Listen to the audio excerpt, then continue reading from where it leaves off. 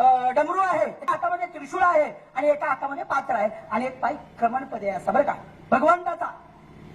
आणि तो भगवंताचा कशासाठी आहे तर आपल्या ह्या मानवी जीवाचा हा जनजीवाचा उद्धार करण्यासाठी आपण कुलस्वामी आपला हा ज्योतिबा आहे. ते कशाचं प्रतीक आहे तर उद्धाराचं, निष्काम सेवाचं, जे शेवटचं ज्ञानी भक्ती आहे ती ज्ञानातून आपण त्या ज्योतिबाला बघत नाही. आम्ही जातो वारीला पण पूर्वी सांगतात त्या पद्धतीनं, पण नाही त्या पायाची तो क्रमणपदी पाय आहे ना तर त्याची ताकद अशी आहे की आपल्यातले सगळे षडविकार घालवण्याचे. तुम्ही या तुमच्यातले वाईट गुण मी काय करतो तुडवतो. तो डमरू आहे ना, डमरू हातामध्ये तो अद्वैताचं प्रतीक आहे. आपल्याला अजून माहित नाही, आपण ते मी नात आहे बरं का, मला इथं 99% सगळेजण ओळखतात. आणि याच शोधासाठी म्हणून मी बाहेर पडलो आणि माझ्यासारख्याला आज इथं उभं राहण्याची संधी मिळाली. माझ्या भगवंताची विठ्ठलाची ताकद आहे, ज्योतिबाची ताकद आहे म्हणून आज मी इथं उभा आहे. आम्हाला डमरूचा अर्थच माहित नाही. तो डमरू आहे तो अद्वैताचा प्रतीक आहे. अद्वैत भावाची स्थापना आपल्या भगवंतानं केली आणि हिमालयात अवतार घेतला आणि दक्षिणेला आला. आपण इकडे काय म्हणतो दक्षिण केदार म्हणतो ना, दख्खनचा राजा म्हणतो ना आपण. ह्या दिशेला काय म्हणतो राखीसमुरी म्हणता का नाही तुम्ही, काय म्हणतो राखीसमुरी. त्याचं तोंड कुणीकडे आहे ज्योतिबाचं तोंड दक्षिणेला तोंड करून आहे की नाही. का आहे कधी आपण विचार केला का. आता मी जास्त खोलात जाणार नाही, परत कधीतरी योगाला ते जाऊ. तर तो आपल्याला जनजीवाना उद्धार करण्यासाठी तो सतत तिकडे तोंड करून उभा आहे.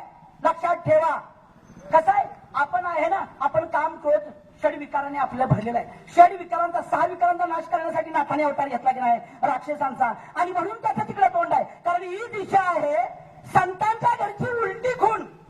काय आहे उलटी खूण. असं पाणी म्हटलं की कुठं जातं खाली. म्हणजे आपण संसारात जर घडून राहिलो तर आपण कुठे जाणार नरकात. लक्षात ठेवा संसार म्हणजे नरक आहे की नाही, नरकात जाणार. म्हणून भगवंत त्यातनं बाहेर काढण्यासाठी तिथे थांबलाय कायमस्वरूपी तिकडे तोंड करून.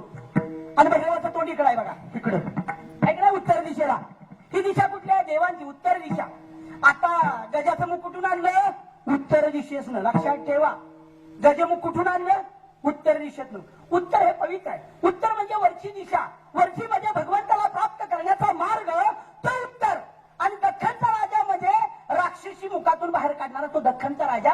मग तुमचा आमचा आपल्या वैयक्तिक नाही, संपूर्ण मानव जातीचा उद्धार करणारा अवतार म्हणजे ज्योतिबा. आणि तोच आदिनाथ आहे. भगवंत एकच आहे, वेगळा बिलकुल नाही. सर्व ठाई एकच भगवंत आहे, ज्ञान हे एकच आहे. आणि अशासाठी आपण थोडस आपल्याला माहिती पाहिजे. आपण ज्याची पूजा करतो मग आम्ही चुकीच्या ठिकाणी आहे का तर बिलकुल नाही. कुल स्वामी, कुल म्हणजे शक्ती आणि स्वामी म्हणजे मालक, आपल्याला उद्धार करणारा असं ह्या ज्योतिबाचं तत्वज्ञान आहे. आणि भैरवनाथाचं तोंड इकडे आहे का तर बाबांनो आम्ही मंदिरात गेलो की असं जातो ना, हे इकडून कधी विचार केलाय का अंगावर मला कुणी याचा विचार आपण केलाय का. पुस्तकात बरंच काही लिहिलेलं असतं, 1000 प्रकार निघतात काय. तर ही दक्षिण दिशातून इकडून असं आपण येतो म्हणजे वाईटातून मला बाहेर काढ असं साकडं आपण त्या भगवंताला घालतो बरं का. असं जातो साकडं घालतो ना, वेळा घालतो ना, म्हणजे त्याला काय म्हणतो आपण मला यातनं बाहेर काढ या संसारातून. आणि म्हणून आम्ही आज तरलोय ना, हे जग जे तरलंय ते संतांच्या शिकवणीमुळेच तरलंय. त्या मूर्तीतला बोध संतांनी ग्रंथामध्ये लिहून ठेवला. आजही ज्ञानेश्वरीमध्ये अक्का ज्योतिबा आहे, आजही तुकारामांच्या अभंगामध्ये अक्का ज्योतिबा आहे. फक्त डोळे सद्गुरूचं पाय पाहिजे, सद्गुरूची सेवा पाहिजे. गुरुची सेवा असल्याशिवाय ज्ञान मिळत नाही.